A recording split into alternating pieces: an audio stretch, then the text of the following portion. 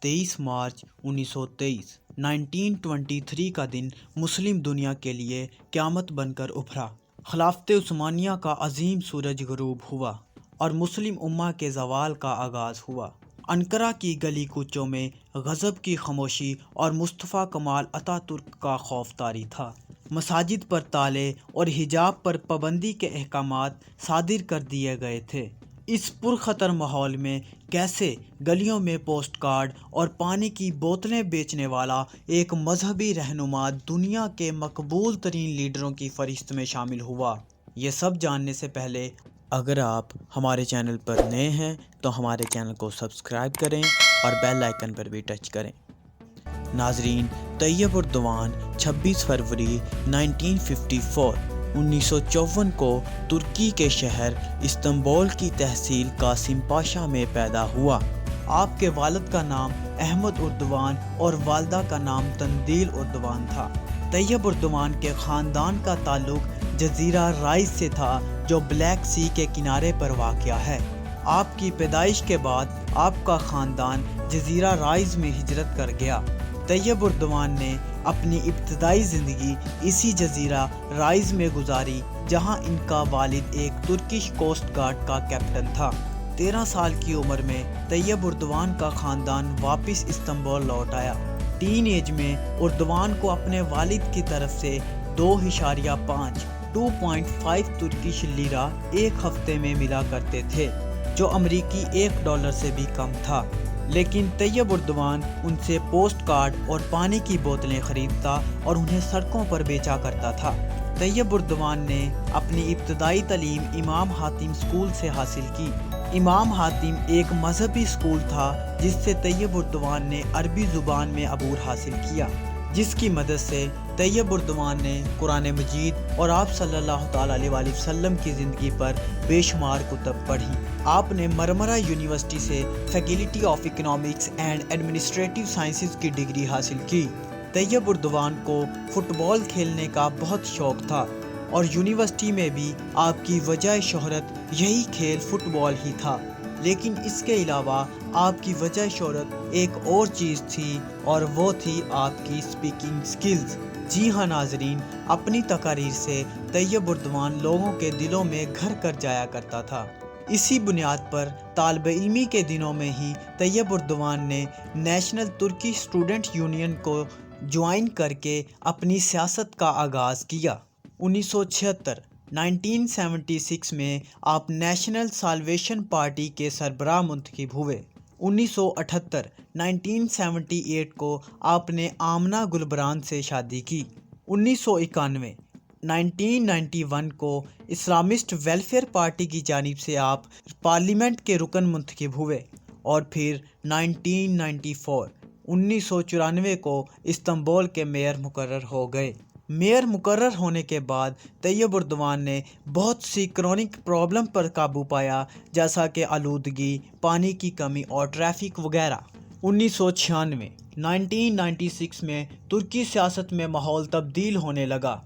जून 1996 को उसी welfare party जिससे तैयब उर्दवान रुकने पार्लियामेंट मुंतखब हुए थे, उस पार्टी के सरबराह निचमिथिन इब्राकान तुर्की के पहले मुस्लिम कौम परस्त वज़ीर आज़म मुंतखब हुए। उन्होंने आइन में इस्लामी तरामीम करनी चाहिए तो सेकुलर निज़ाम की मुहाफिज फ़ौज ने वज़ीर आज़म का तख्ता उलट दिया। बहुत से इस्लामिक ग्रुप्स ने इसके ख़िलाफ़ एहतजाज किया। चूँकि तैयब उर्दवान भी इसी पार्टी की जानिब से इस्तांबुल के मेयर मुंतखब हुए थे, तो आपने तुर्की के सूबे सीरत में एक इस्लामी ग्रुप के एहतजाज से ख़िताब करते हुए एक तुर्क शायर की नज़म को तब्दील करके पढ़ दिया। इस्लामी तकारीर करने पर मुल्क में पहले ही पाबंदी आयद थी और तैयब उर्दवान ने जिस शायर की नज़म को तब्दील करके पढ़ा, उसके अल्फाज कुछ यूँ थे: ये मस्जिदें हमारे किले हैं, ये गुंबद हमारे हेलमेट हैं और ये मीनार हमारे सिपाहियों की निशानियाँ। इसी तकरीर की बुनियाद पर आपको मेयर के ओहदे से खारिज कर दिया गया और आपको 10 माह की कैद की सज़ा सुनाई गई, जिसे बाद में कम करके 4 माह कर दिया गया। 2001 में जब वेलफेयर पार्टी पर पाबंदी आयद कर दी गई तो तैयब उर्दवान ने عبداللہ گل کے ساتھ مل کر جسٹس اینڈ ڈیولپمنٹ پارٹی کی بنیاد رکھی۔ 2002 کے الیکشن میں طیب اردوان نے پہلی مرتبہ پارٹی کے سربراہ کی حیثیت سے الیکشن میں شمولیت اختیار کی۔ 2002 کے الیکشن میں طیب اردوان کی پارٹی نے 34.3% ووٹ حاصل کیے، لیکن طیب اردوان اپنی اسی تقریر کی وجہ سے وزیر اعظم نہ بن سکے۔ 2002 کے الیکشن میں عبداللہ گل، جس کے ساتھ مل کر طیب اردوان نے جسٹس اینڈ ڈیولپمنٹ پارٹی کی بنیاد رکھی تھی، اس کو وزیر اعظم منتخب کر دیا گیا۔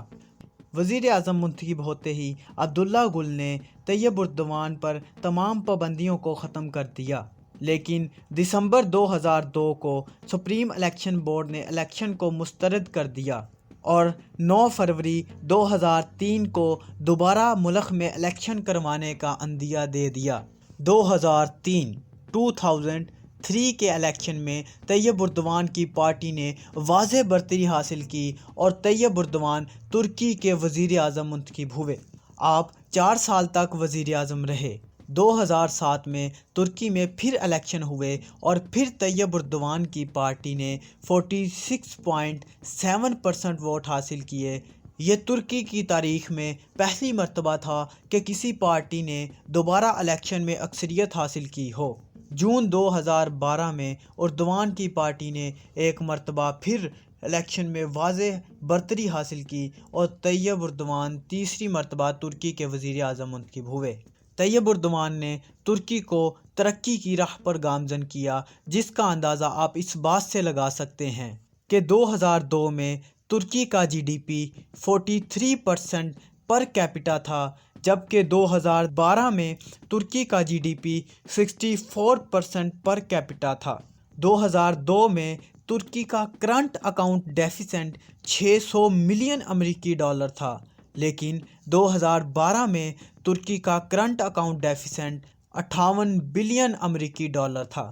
2002 میں ترکی کا تعلیمی بجٹ 7.5 بلین لیرہ تھا، جبکہ 2012 میں ترکی کا تعلیمی بجٹ 34 بلین لیرہ۔ 1 جولائی 2014 کو صدارتی الیکشن ہوئے تو طیب اردوان ترکی کے 12ویں صدر منتخب ہوئے۔ 15 جولائی 2016 کو فوج کے ایک دھڑے نے مارشل لاء کا انعقاد کر دیا، لیکن بغاوت کی اس سازش کو ترکی کی عوام نے ناکام بنا دیا۔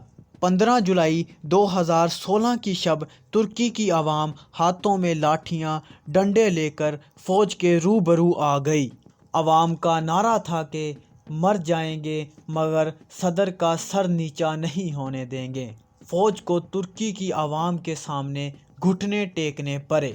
طیب اردوان نے مسلمانوں پر ہونے والے مظالم پر ہر محاذ میں مدد کی۔ برما کے مسلمانوں پر ہونے والے مظالم اور ظلم و بربریت کے خلاف طیب اردوان نے آواز بلند کی۔ کشمیر کے موقف پر UNO میں تقریر کرتے ہوئے طیب اردوان نے کھل کر پاکستان کی حمایت کی۔ شام و فلسطین ہو یا عراق، طیب اردوان نے کھل کر امداد اور فوجی مدد اس مسلمان ممالک کے لیے وقف کر دیں۔ دوستو، آپ کو طیب اردوان کی شخصیت کیسی لگی اور آپ نیکسٹ کس شخصیت کے متعلق جاننا چاہیں گے؟ ہمیں